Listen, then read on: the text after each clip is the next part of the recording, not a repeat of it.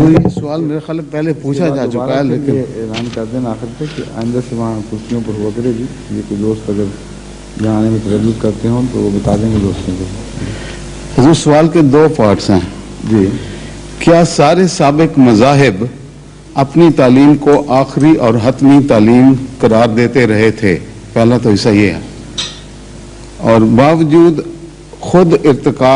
ارتقاء کے قائل ہونے کے روحانیت کی ترقی کے لیے ایک ایسے نقطہ کی خبر دیتے رہے تھے جس پر انسان نے جمع ہو کر انسانی پیدائش کے مقصد کو حاصل کرنا تھا۔ یہ دوسرا حصہ ہے۔ جہاں تک پہلے حصے کا سوال ہے، کسی قرآن کریم کے سوا کسی اور مذہب کا ہمیں یہ دعویٰ نہیں ملتا کسی بھی روحانی مذہبی کتاب میں کہ یہ آخری کتاب ہے جہاں شریعت مکمل ہوئی ہے۔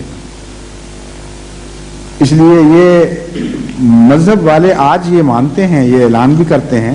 کہ ہمارا آخری ہے، لیکن ان کی کتاب خاموش ہے۔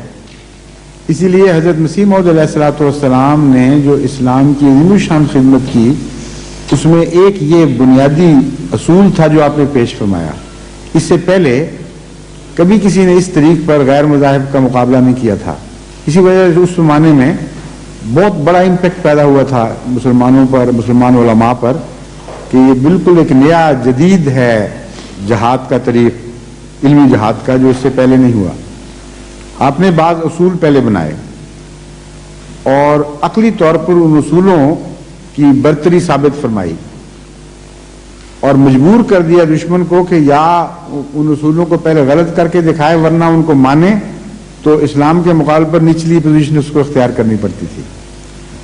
آپ نے ان اصولوں میں سے ایک یہ تھا کہ ہم اپنے مذہب کی تعریف میں کچھ دعوی کرتے ہیں سارے، لیکن شرط یہ ہوگی کہ ہم اس تعریف کو مذہب کے متعلق نہ کہہ رہے ہوں، مذہب کی بنیادی الہامی کتاب خود کہے، اور اگر الہامی کتاب وہ دعویٰ نہ کرے اور ہم اس کی طرف منسوب کر دیں تو پھر یہ تو وہ پیران می پرند مریدان می پرانند وہ مثال بن جاتی ہے کہ پیر تو نہیں اڑتا، مرید اڑا رہے ہیں، اور یہ غیر معقول بات ہے۔ جب یہ بات کہی گئی آریوں، سناتن دھرمیوں، سکھوں اور مسلمانوں، ہندوؤں، عیسائیوں وغیرہ کو، بدھوں کو، تو ان کے دعوے جو بڑے بڑے تھے وہ بالکل سمٹ گئے، ان میں مقابلے کی طاقت ہی ختم ہو گئی۔ مثلا آریوں کو جب کہا کہ تم توحید کے علمبردار ہو، کہتے ہو کہ ہمارا مذہب توحید کا علمبردار ہے، اور یہ جھوٹ ہے کہ ہندو مذہب میں بت پرستی ہے، آریہ مواحد ہیں ان میں سے، تو بڑی اچھی بات ہے، لیکن پہلے اپنی کتاب سے نکال کے دکھاؤ۔ ویدوں میں اگر یہ دعویٰ موجود ہے تو ہم اس دعوے کو سنیں گے، ورنہ تم اسلام کی چوری کرو اور اپنے مذہب کی طرف منسوخ کر دو، یہ کون سی شرافت ہے؟ اس پر مار کھا گیا اصولی۔ عیسائیوں کے دعوے بڑے بڑے تھے، مثلا یہی کہ آخری کتاب اور یہ سب چیزیں، آپ نے فرمایا کہ ثابت کرو۔ تم کہتے ہو کہ اسلام عالمی مذہب، عیسائیت عالمی مذہب ہے، پہلے دعویٰ دکھاؤ کتاب سے، کہاں لکھا ہے کہ عیسائیت عالمی مذہب ہے یا یہودیت عالمی مذہب ہے، پھر بات آگے چلے گی۔ تو یہ بہت ہی اہم ایک خدمت تھی اسلام کی، جو مسیح موعود علیہ الصلوۃ والسلام نے یہ بنیادی اصول پیش کر کے کی، جس سے بحثیں سکڑ گئیں